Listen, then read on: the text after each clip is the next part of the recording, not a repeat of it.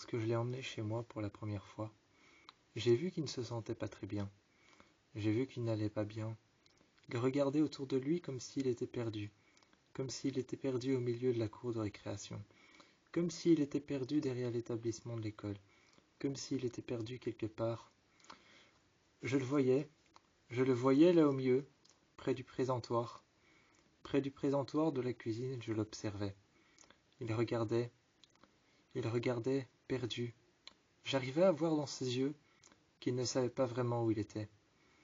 Quand je me suis mis à côté de lui, j'ai caché ma main dans son dos et j'ai pris la sienne. J'ai pris la sienne et j'ai caché ma main dans son dos avec la mienne. Je l'ai serré très fort. Il s'est mis plus près de moi. Il s'est mis plus près de moi et m'a regardé. Il m'a fait un léger sourire, très léger. Je n'arrivais presque pas à voir sa bouche sourire. Il m'a regardé un peu plus, s'est avancé et a posé ses lèvres un peu près contre les miennes. Il a posé ses lèvres un peu près contre les miennes, m'a embrassé. J'ai senti effleurer ses lèvres sur les miennes. Je l'ai regardé et quand je me suis mis contre lui, on a senti tous les deux de la chaleur, derrière nous, monter dans notre dos, monter dans notre t-shirt. Je me suis éloigné et j'ai vu que le four était allumé. Avec ma jambe que j'ai pliée vers l'arrière, j'ai refermé le four. On s'est de nouveau mis contre le mur. Et ma mère m'a regardé. Elle a proposé en montrant l'escalier « Pourquoi est-ce que vous ne montez pas ?» On est montés alors tous les deux. On s'est assis dans ma chambre.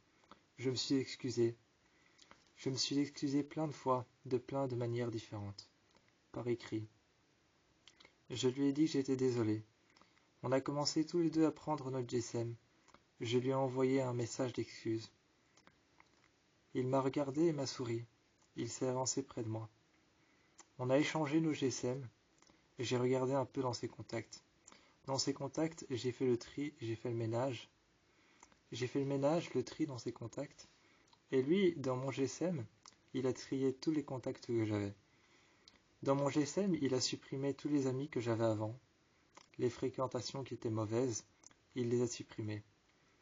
J'ai vu qu'il supprimait mes amis un à un, tous les mauvais amis que j'avais eus. Je l'ai regardé et pour ça je l'ai remercié. Il m'a rendu mon GSM propre, avec que des bonnes fréquentations. Ma mère, mon père, mon frère. Il avait laissé ma mère, mon père, mon frère, toutes ces personnes. Il avait laissé les numéros d'urgence et d'autres numéros d'autres personnes. Mais tous mes copains que j'avais avant, tous les copains que je connaissais avant, il les avait supprimés, il les avait enlevés. Moi, dans son GSM, j'ai rajouté des bonnes fréquentations. La meilleure fréquentation que je connaissais, c'était ma mère. Je lui ai ensuite donné son GSM, il l'a récupéré et s'est mis à côté de moi. Il m'a dit « Pourquoi tu as rajouté ma mère ?» Alors je l'ai regardé. Quand il m'a demandé « Pourquoi est-ce que tu as rajouté ta mère dans mes numéros de téléphone ?» Je me suis mis à côté de lui, j'ai mis ma main sur sa main et je lui ai dit « Tu verras, elle est super sincère et très aimante. » Je lui ai dit qu'elle était très aimante, super sincère, qu'elle disait toujours ce qu'elle voulait, qu'elle n'avait pas sa langue dans sa poche. Je lui ai dit que c'était une femme drôle, qu'elle était sympa, qu'elle n'avait pas sa langue dans sa poche, qu'elle osait dire qu'elle n'avait peur de rien, et que quand il fallait parler à quelqu'un, c'était forcément à elle, parce qu'elle savait écouter les gens. Je lui ai expliqué qu'un jour j'avais besoin de parler. Elle a juste retiré une chaise de la table. Elle a juste retiré une chaise de la table juste en dessous. Elle l'a mis devant moi, s'est assise contre le mur. Elle s'est assise contre le mur par terre, m'a donné la chaise, je me suis assis dessus. On a parlé des heures et des heures. Des heures et des heures, on a parlé. Parfois même, on parlait sans rien dire, je restais assis sur la chaise, elle restait assise par terre. Elle mettait ses bras sur ses genoux, les jambes pliées contre elle-même, assise, le dos droit contre le mur. Elle se tournait les pouces avec ses bras qui étaient appuyés sur ses genoux. Je la regardais, elle me regardait. On se regardait, on ne parlait pas. Parfois on discutait pendant des heures et les discussions, les conversations pouvaient glisser une à une sur d'autres conversations. Je lui ai dit, tu verras, c'est une femme extraordinaire. Il m'a rendu mon GSM et j'ai regardé. Plus aucun numéro que je connaissais. Il n'y avait plus aucun de mes amis qui était là. Je l'ai regardé, j'ai éteint mon GSM, j'ai mis mon GSM dans ma poche et je lui ai dit « Pourquoi t'as enlevé les numéros de tous mes amis ?» Il s'est avancé vers moi, a pris ma main et a dit « Tu veux démarrer une nouvelle vie, non ?» Je me suis avancé, j'ai recroisé les jambes, je me suis mis tout près de lui. J'ai dit « Oui, une nouvelle vie avec toi. » Il s'est avancé un peu plus aussi, a croisé les jambes, genou contre genou, basket contre basket, pied contre pied. On s'est retrouvés l'un en face de l'autre. On avait tous les deux les jambes croisées, et nos genoux se touchaient, nos baskets, les pointes de nos baskets se touchaient.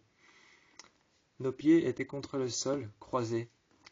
On s'est regardés, on s'est tenu la main. Il m'a dit, bah tu démarres une nouvelle vie à partir de maintenant, dans ta chambre avec moi. Et tu oublieras tous ces adolescents avec lesquels tu as passé ton temps. J'ai regardé par la fenêtre, je suis revenu vers lui et vers son regard, et il m'a dit, tu verras, tu les oublieras vite. Tu les oublieras vite avec moi. Avec le temps, ça passera. Je l'ai regardé, il s'est approché de moi et il a dit, le temps équivaut à une blessure. Il s'est rapproché de moi et a dit, le temps équivaut à une blessure.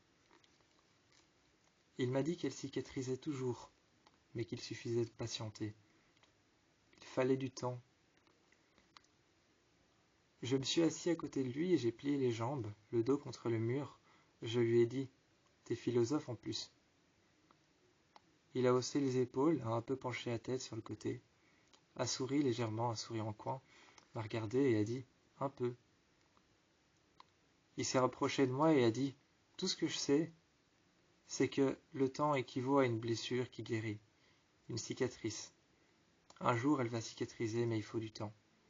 Et de la patience. Il faut de la patience pour que le temps s'écoule, et il faut du temps pour que ça cicatrise. Mais tu verras, ça cicatrisera. Et il m'a pris bras dessus, bras dessous, m'a tenu contre lui. Ensuite, il m'a dit, maintenant tu démarres une nouvelle vie. J'ai démarré une nouvelle vie avec lui. Il m'a embrassé. Je l'ai embrassé, je lui ai dit merci. J'ai éteint mon GSM. J'ai rentré son numéro à l'intérieur. On a pris un selfie à deux. J'ai mis l'image. J'ai mis l'image au-dessus de son numéro. J'ai mis le selfie qu'on a pris à deux. J'ai pris une photo de lui et j'ai mis l'image au-dessus de son numéro de téléphone. Je l'avais enregistré. J'ai mis la photo que j'avais prise de lui, que je trouvais chouette et amusante. Il a pris une photo de moi qu'il a mis au-dessus de mon numéro de GSM qu'il avait enregistré. Ensuite, on est resté dans la chambre. Il s'est endormi et le soir même, je me suis couché juste en face de lui. Il s'était endormi dans mon lit, couché sur le flanc droit, contre le mur, face à la fenêtre. Je me suis mis dos à la fenêtre, face à lui, et je me suis endormi sur le flanc gauche. Je l'ai regardé. Je frottais légèrement ses cheveux. Légèrement, je frottais ses cheveux. Je passais ma main dans ses cheveux. Et je sentais qu'il respirait. Je sentais qu'il respirait en dormant. Je sentais son souffle chaud. De temps en temps, je me retournais, et je sentais son souffle chaud dans ma nuque. Ensuite, j'ai regardé la fenêtre. Je me suis levé, j'ai mis la couverture sur lui. J'ai mis la couverture un peu plus sur lui, je me suis levé, j'ai été à la fenêtre et je l'ai fermée. J'ai fermé la fenêtre doucement. J'ai fermé les rideaux. J'ai remis la couverture sur moi. Sous la couverture, j'ai passé mes jambes que j'ai mis au-dessus de la sienne. J'ai passé ma jambe au-dessus de la sienne et que j'ai croisée. Je me suis tenu contre lui, contre son dos, et j'ai gardé ma main dans ses cheveux. Il devait très certainement sentir le souffle chaud de ma bouche, quand je respirais proche de sa nuque.